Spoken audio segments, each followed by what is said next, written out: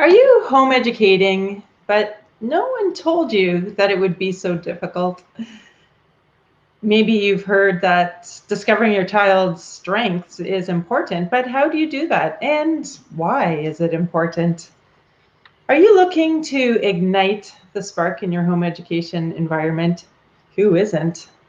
You're going to love today's topic. We're talking about be a student of your student, and I have a special guest joining me today. My name is Diane Rolston. Welcome to Spark Homeschool Parent. Each week, we bring you strategies to ignite the spark that engages your child's learning. SPARK is an acronym, and this past month, we've been focusing on strengths. If you didn't join me last month, I was sharing some of my stories about overcoming resistance and how discovering your child's strengths may help with that. And I want to welcome all of you. I've heard from some of you who are just starting on this homeschool journey. Maybe it will be a short one. Maybe you're beginning a long journey of homeschooling. But I really want to welcome you because you are just doing what you need to just get a great start. So you are definitely welcome here. Some of you I have reconnected with who I was homeschooling with. You have younger children now and you're still there and you're persevering, and that's awesome. And you're just looking, things are different when you have been homeschooling for a long time. You're just looking for that spark in your home education environment. So welcome to you. Some of you also may find yourself homeschooling, didn't really think this was what your plan was, and you may be doing it temporarily. Welcome to you too. Educating your children at home is not easy. Nobody will say that it is, but you don't need to do it alone. I'd love it if as you come onto this live stream, you just let us know where you're coming from. Hi, Taria, I see you there. And or if you're listening to the replay, we'd love to hear your comments. We'd love to hear from you. Tell us a little bit about yourself. What does it mean to be a student of your student? Today we'll discover why noticing your child's strengths will change your outlook on home education and bring joy, what I call that spark, back into your home. I also heard from some of you who actually aren't homeschooling, but you are sharing this group with others that you know are on this journey. So I really appreciate that. You that are homeschooling, I know that you know at least 1, 2, most likely more families that are homeschooling and could really benefit from hearing the stories of homeschool masters. Not that we've mastered, but just that we've been in it for a long time. And share some of the discussions that we're having. I'm sure they would appreciate it. This is Spark Homeschool Parent, and I'm Diana Rolston, and today the conversation is be a student of your student. The guest that I have the privilege to introduce is a homeschool mom of 5 grown children and a grandmom to many. Her children are homeschooling moms now, which is a testimony for sure. She's a speaker and an advocate for unique learners. She has many, many years of experience in homeschool environment, and now she focuses on equipping and encouraging families who have students with unique learning differences. In her role as the Director of Marketing and Promotions at National Institute for Learning Development, she helps train educational therapists in techniques that strengthen children's thinking processes. Her support and encouragement has been really invaluable to me in my educational therapy practice, as I call on her often, and she's very gracious with me. And I have the privilege of calling her a friend. And of course, I wanted her to be my very first guest. Today, I have the pleasure of introducing Diane Geerlinks. Welcome. Well, hello. So fun to be here. Yes. To encourage you on your journey, but certainly so many homeschool parents. So thanks. Thank you. And yeah, I'm very happy that you could join us today. You play a lot of roles these days. True. The role. Haven't we always done that? Yeah, you probably have. The role that we're going to be focusing on today is your role as a homeschool master. I was originally going to say a homeschool veteran, but really that just has age. It's not, and it's not that we've mastered it. It's yeah, you have, I would say, successfully homeschooled your 5 children. And Yeah, now, I guess we could say successfully. They're graduated. yes. I'd like you to start by just like transporting yourself to your days of homeschooling. Tell me a little bit about those days. Yeah, when we started in the 80s, late 80s, if you could believe it, we were just going to homeschool 1 year. Let's just homeschool for kindergarten. Nobody was doing this crazy thing. And so we just began with this idea that, you know what, I think I could manage kindergarten. And I was an ECE grad at the time, so I thought, that's easy enough. I can do this. And then it grew, and we did grade 1, and then we thought, oh, we'll do it till grade 3, and we just kind of continued. And so it was, and of course at the same time you're adding, for our family, we were adding more children. So we're having babies. And so, we have 5 children and homeschooled them all the way through to high school. Never did I ever expect that that's what would happen, but it was a journey, and I still call it a journey because that's what it is. You learn a little bit as you go, just like you enter parenthood without really knowing what in the world you're doing. You have this baby and you're researching and learning and asking questions, and the same thing goes for homeschooling. So and a day in our life meant, it changed, I would say, year by year. What I thought we would do when we started homeschooling changed as the years went on, for sure. Interesting, because I would suspect that that's probably the start for many parents. It's hard to imagine. I in the 80s, there weren't a lot of people homeschooling, so you didn't know really what you're getting into. So you don't want to commit through. No. You don't want to ruin their life. The same was for me. We were going to be traveling that year, so we use that as an excuse. We'll homeschool till Christmas, and then you just learn to love it, eh? Yeah. So you didn't have a lot of support. Did you feel that aloneness? You know what? I had a neighbor that homeschooled with us, and so that was beautiful. So I had one other family. Nice. And at the time, of course, there was no online. So when the homeschool magazine came in the mail, I would hide in the bathroom to read it, because the articles were like, oh my goodness, there's other people in the world doing this. Yeah. So that was the support, but we soon learned to start our own support groups. I started many in a home, my husband and I, with other parents. We didn't have conferences in Canada, so we went all the way, South Carolina, and found a homeschool conference that we could be part of. Exciting. Yeah. Wow. Would you say, well, actually, you've had a few years now to reflect on your years of homeschooling. Mm-hmm. And I saw a video of yours that you said there were 4 lessons that you had learned. I'm just going to share what those lessons are. You said that number 1 was to know your child best as a parent, as a homeschool parent. Number 2, to be a student of your student, which is the one that we're going to focus on today. Number 3, research their unique needs, which is a theme of live coming up in a few months. And number 4 was remember what matters most. Can you expand a little bit on that? Be a student of your student?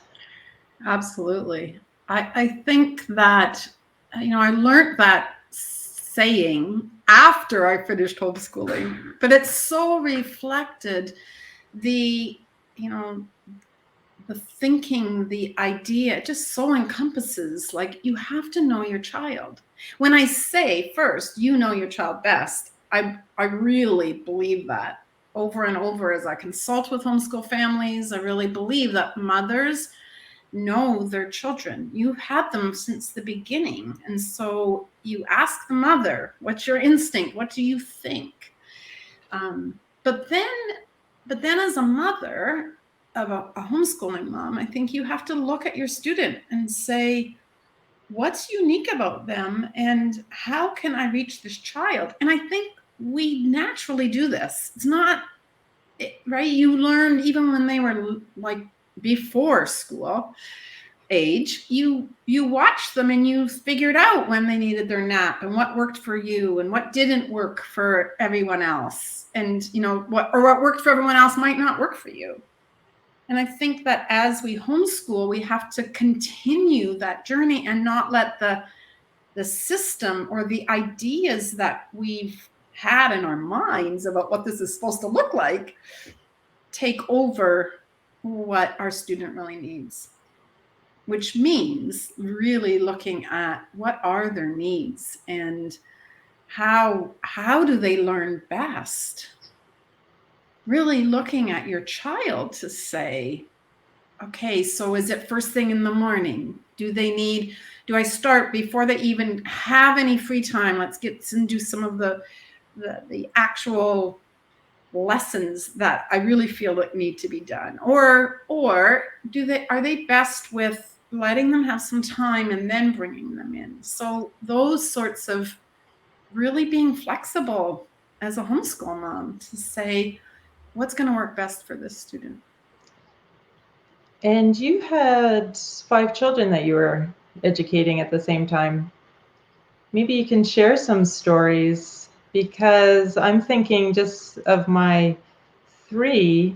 One liked to get up first thing and get to his work even before breakfast or with breakfast. But then the next one liked to sleep in a little bit. And especially as they get older, for sure. And that's true, you know, with 5, you know, somehow you're the chief executive officer, you know, the CEO of your homeschool, and you have to manage all of this. But certainly, I can remember, you know, that those variances too. And so some of my kids would, you know, I would make their chart and I'd say, this has to be done this week. You know, you can, I mean, and I changed from time to time. Like for some of my kids, they want to see the whole picture. What do I have to do this week? Let me get a handle on this. And is it okay if I do all my math pages today? Sure. Right? Whereas others are like, how many of these numbers do I have to finish today? Right? They don't want that flexibility. So I think as a mom, to have the flexibility to allow, to really look at what, you know, where we're rubbing. Because I think to be a student of your student says we're the ones that change. And that's hard for us as homeschool moms, because I think we have this idea in our minds of what this is going to look like and how it probably looks like in your home. Because I'm listening to you and it may sound like you have this figured out and everything's beautiful in Diana's house. I can't make that happen in my house.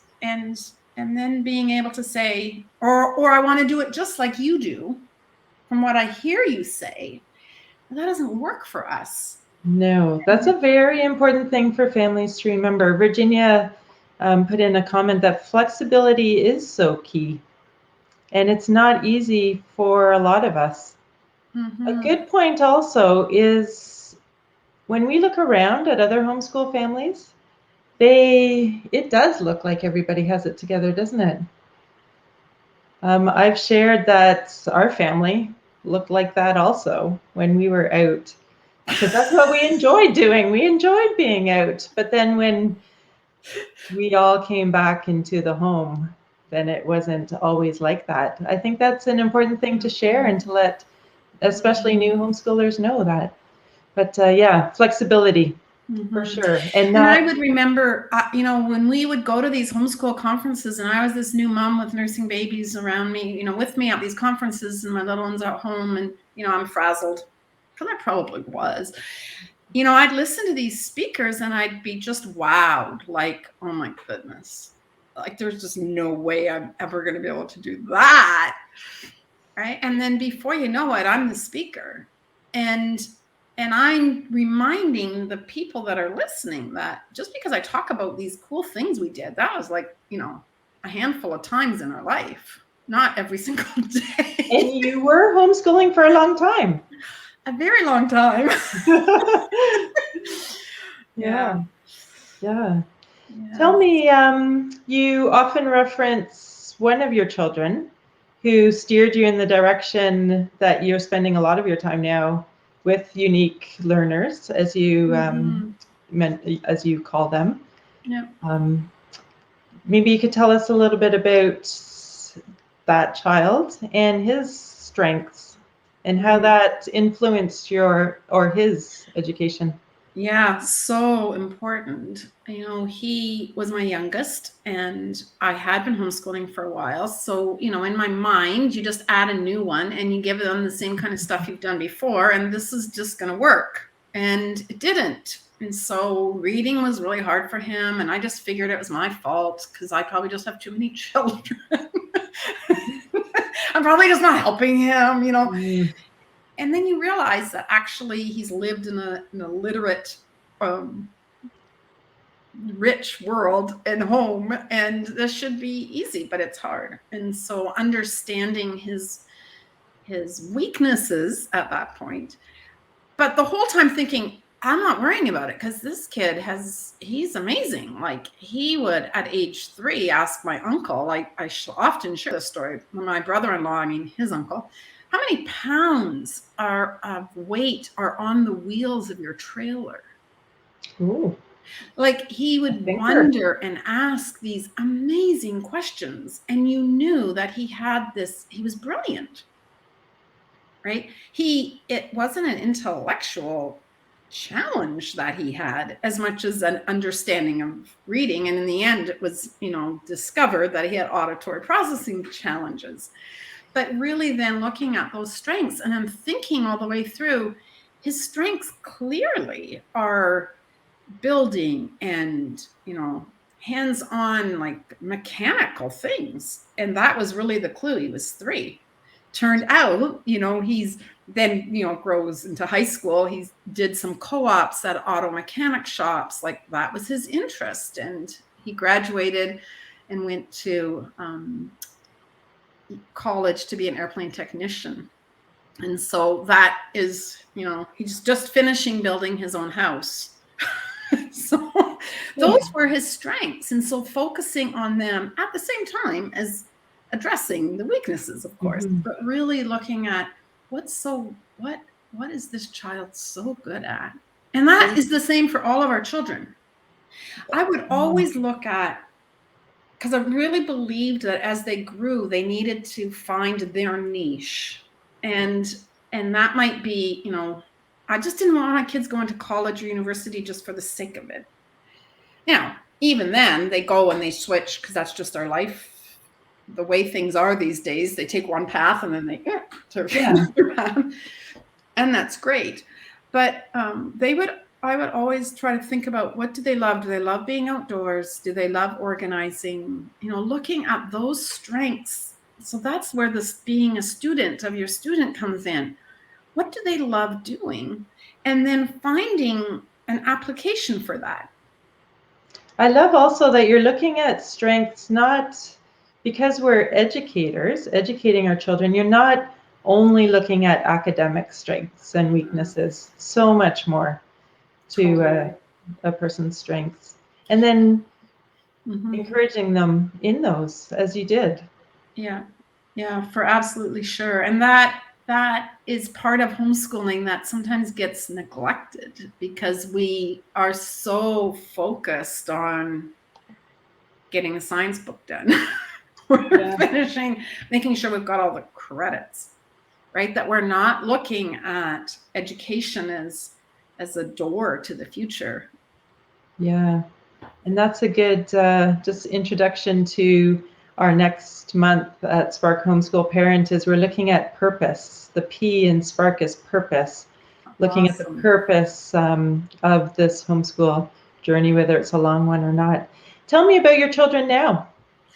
So your son, yes? Yes. The youngest is married with 2 little girls, and they are just finishing building their house. And of course, the airline industry has had some challenges due to COVID. So he's looking and wondering what's next in that area. My oldest is a mom of 4 and is homeschooling. Beautiful. And it works, works part-time and is has her master's of social work. And so she works with young moms in programs. So that's awesome. My second is a mom of 3 and is homeschooling now and is a midwife and graduated as a midwife. So she's, again, the juggle of life, trying to do both. My third graduated as she's married and has 2 young children, and she is a marketing grad and sets up websites and does that from home. And my fourth, so the older 3 were girls and the younger 2 were boys. So our fourth is married and has 3 children, and his wife's homeschooling, and they. He is now he's a paramedic and graduated as a paramedic and then switched careers and is now into construction and just starting his own business. So yeah, it's fun, very fun to be on this end. Yes, I can imagine. And yeah, important that we recognize that each child is unique with their unique strengths, and that child who is now a midwife, I'm sure you saw clearly the caring aspect or character when she was young. And even the medical piece, like she will talk about when we did the body units, because I was a unit study mom, and so we would go do crazy things, but we went and got a cow's heart, and she was like, let me put my fingers in it. Just like she's with placentas now. Not everybody loved loved the medical piece, always has. And my daughter, who's in marketing, loved, she just needed things organized and still does, likes things laid out. Would talk about how things need to be, wanted to have her lists. And I guess that's the other piece of homeschooling I think I was going to mention is some of our kids need that list. I kind of referred to it at the beginning, but just tell me what to do so I can do it. And other kids are like, do I really have to do that one? Because I really want to do it this way. And you're like, meh, please just let me get it done. But giving them that freedom to be able to say, all right, I'll meet you. Yeah. To figure out is this important? How important is this? And if they have a better way, well, we're teaching them life skills that is amazing. Again, being flexible as the mom, generally moms, I refer to homeschool moms, but as parents, flexible to each one, flexible to our own schedule, because we have our own ideas of how we want to spend our day. Absolutely. Or and we just want them, I remember thinking, everybody said it can be done by noon. Well, it's 2:00 and we're not done. I just want to be done. Right. But, and then being able to say, to your one child, I remember, when algebra and trig stuff was coming in, my kids were bringing me their stuff. I'm like, I don't have a clue. Could you wait till Dad gets home? And don't bring me that at 10:00 at night, because I'm done. Right. I think that's a topic of another conversation too. Just having others help with the learning or with the teaching. Absolutely. And where different people in the house Yeah. and the family contribute. Yeah, I really appreciate you sharing your experience with us, Diane, and I'm sure our listeners have also.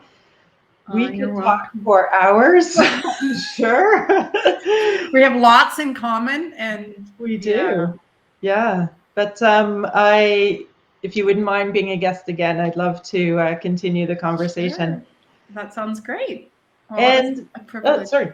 Go on. No, it's just a privilege to share and encourage and, cheer the younger moms on to say, you can do this. You really can do this. Mm-hmm. And yeah, and remembering it isn't always easy, but you can continue to be flexible, follow the direction of your children. If we could just set some rules, Diane? But like you said, right from the beginning, it's a transformation of ourselves that we have the benefit of seeing at this end. But yeah, and there's hard days. I would never want to discredit or throw away the days that I would be a puddle of tears. The days when my kids would say, if mom starts vacuuming, just stay away.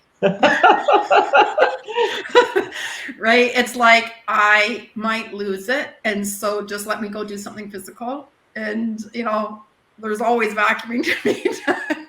Yeah. But I just needed some noise around me that was tuning them all out and allowing myself to refocus, because it's not easy. You're going to have conflicts with your kids. They're going to grow and discuss and question, why in the world do I have to do this? Or you realize one day that you've been giving them this work and you didn't check it every day. And, a month went by and they haven't done it. And you're like, what? But I think that's where the then coming back, that's where the relationship. So that last point of my 4 points that in that video was relationships matter most. So you come back to them with, what were you thinking? Like, now you're going to be behind. Are you going to be finished before June? And that is where your relationship and you're helping them on their journey of learning, of being able to be successful in life. Mm-hmm. Right? Which really... Yeah. I didn't want to quit without saying there's hard days. Mm-hmm. Thank you for that. Yeah, your 4th point was remember what matters most. Mm-hmm.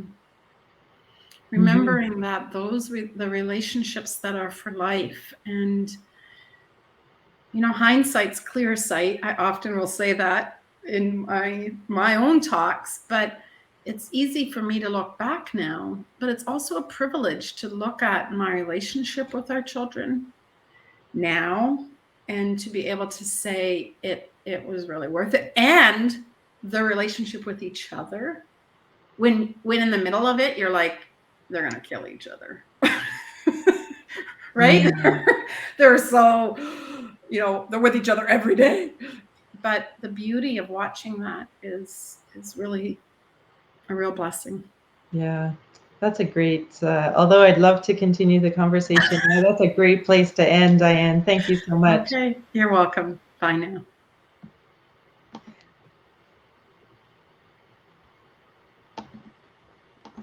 This is Spark Homeschool Parent. Our commitment is to equip you with the skills and the mindset to navigate through this ever-changing homeschool journey, as you heard from Diane Geerlinks today. If you're looking for a community of encouragement, join us if you haven't already in the Spark Homeschool Parent Facebook group.